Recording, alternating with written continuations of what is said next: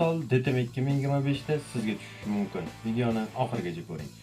Demak, y teng x kvadrat plus 4x plus 8 vektor, ya'ni funksiya berilgan. Mana shu funksiyani bu vektor yordamida parallel ko'chirish kerak. Xo'p, bu nima degani? Bu ya'ni vektor emas, ya'ni kvadrat funksiya. Buni grafigi, ya'ni kvadrat funksiyamizning grafigi taxminan mana bu ko'rinishda bo'ladi. Ya'ni mana shu ko'rinishda bo'ladi.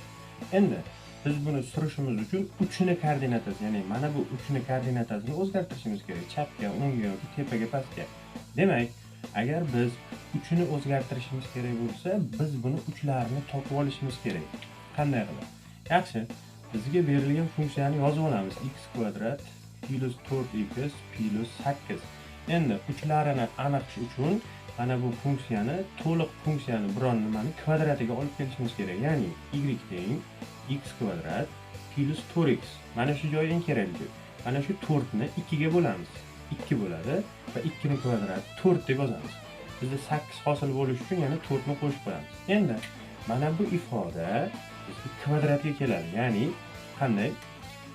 Xo'p, x plus 2 ning kvadrati plusdan 4.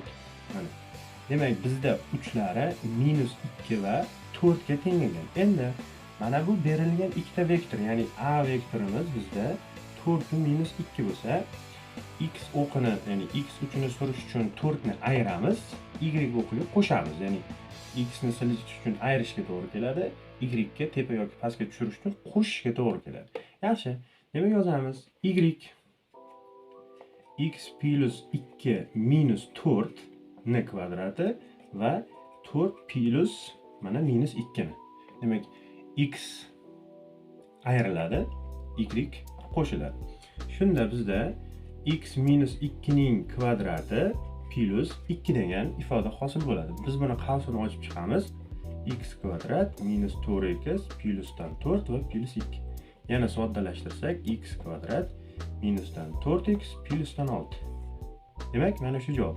Unutmang, bu misol DTM 2025 da sizga tushib qolsa, buning javobi mana bunaqa bo'ladi. Videoni abituriyentlarga ulashib, like bosish, komment yozish esdan chiqmasin.